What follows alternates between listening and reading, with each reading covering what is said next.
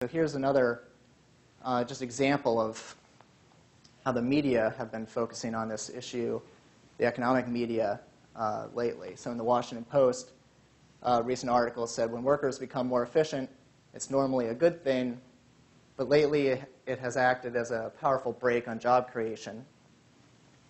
And the question of whether the recent surge in productivity has run its course is the key to whether job growth is finally poised to take off.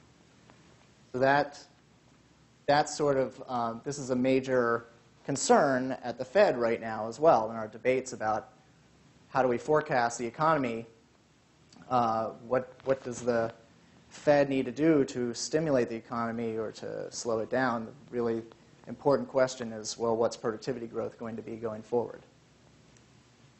All right, now turning to the ugly, which is more of the hard to characterize as either good or bad aspects of technological change.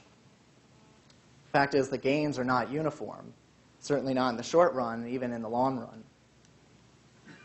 So for example, consider what's happened to the US income distribution over the last 30 years. It's become much more highly skewed. Many probably already know this fact.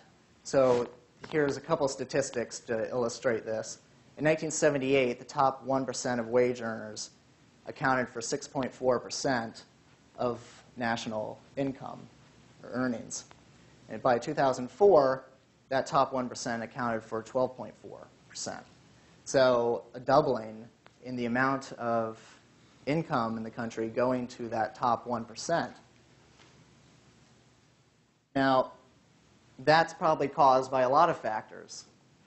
Maybe not technology, maybe it is partly technological change. But there has been a lot of debate about whether the kind of technological change that has predominated over the last 20 or 30 years is particularly skill-biased. Okay, so skill-biased in the sense that it is complementary to workers that have high skills, high education, and substitutable, or at least less complementary, to workers with low skills and low education. So a piece of evidence in support of that theory, that skill-biased technological change, is an important driver of the change in income distribution in the US, is a chart like this. So we saw a chart earlier showing the differences in earnings. So in Teo's presentation, he showed the differences in wage earnings by education category. But that was at a point in time. If you consider how things have changed, what I've done here is just taken those earnings by educational group and normalized them to all be the same in 1973, and then said, okay, now what happened relative to their 1973 levels? What did earnings in each of these educational categories do over the following 30-some years? What you see is that workers with an advanced degree have really made out quite well. Their earnings are 25% higher by 2005 than they were in 1973. College-educated workers also, their earnings are about 18% higher than they were in 1973. Folks with some college or high school essentially saw no growth in their real earnings for 30 years. Okay, that's pretty dramatic. And then if you look at what's happened to people with less than high school education, their earnings are down over 15% from 1973.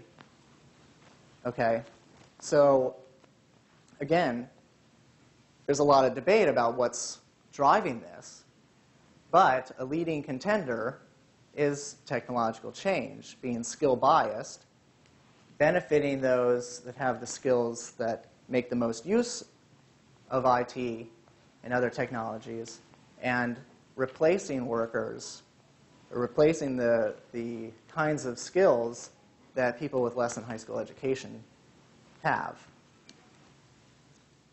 So, just to conclude, yes, the technological changes do power and pummel the economy. A slightly longer answer, perhaps more informative, is that there are good, bad, and ugly effects. And the good effects, like we've talked about, that technological innovations are the key driver of productivity growth, which are the key driver of living standards.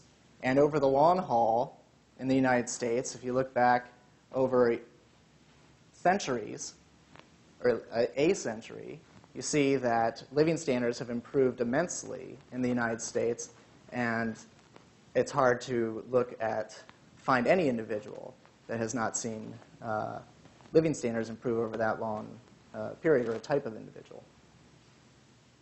There are also short-run disruptive negative effects from technology, adjustment costs, that put some workers out of work.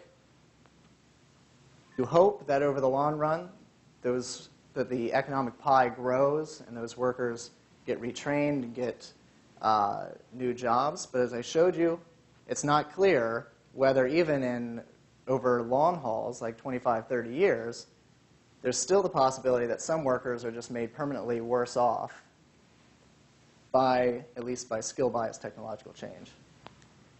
And then the ugly, as I mentioned, is that there are winners and losers. Some industries benefit, some industries don't. Some types of workers benefit, some types of workers don't. So it's a mixed bag. Thanks. I guess I can take questions.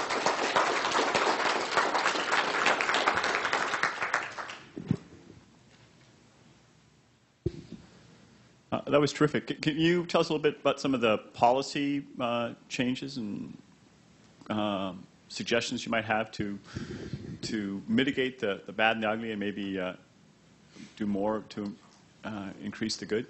Can I straight away follow up on that question? And because I think I have pretty much a similar question. Your distinction between the sort of wage growth in the various categories is another way to approach this. And David Arthur is one of the people doing this. It's making a distinction not between kind of educational attainment levels, but making a distinction between sort of, the really high-skill tasks, the computerized kind of high-tech tasks, routine tasks, and manual tasks. Manual tasks actually being the least skilled, but the ones that have perhaps least suffered from this technological change, particularly routine tasks, office workers and so on, who have suffered most from this. So the question from a policy point of view, adding to Eric, is, when you bring in the technology and the innovation, it also goes back to one of the earlier questions, what is the impact on the lower skilled people? So, what is it that you can do policy-wise to actually, tackle those areas and skills that are most affected, which are the people really replaced by computers, which are not necessarily the least skilled people, because these jobs are always around. That's a good point, yeah. So some research that Bart was referring to by David Alder and others have actually argued that it's people in the middle of the income distribution that have been hurt most by computers. People that, say, were accountants or bookkeepers, doing jobs that involved cognitive skills that a computer could easily do for them.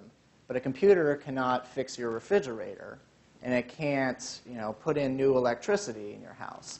So things that involve manual labor, even very low-skilled manual labor, oftentimes those types of jobs have not suffered as much as some that are generally higher paying, but could be easily replaced by computers. Some of that's changing as well with robotics, so it's hard to imagine over decades that really any manual labor job that's completely unskilled is not going to be replaced at some point.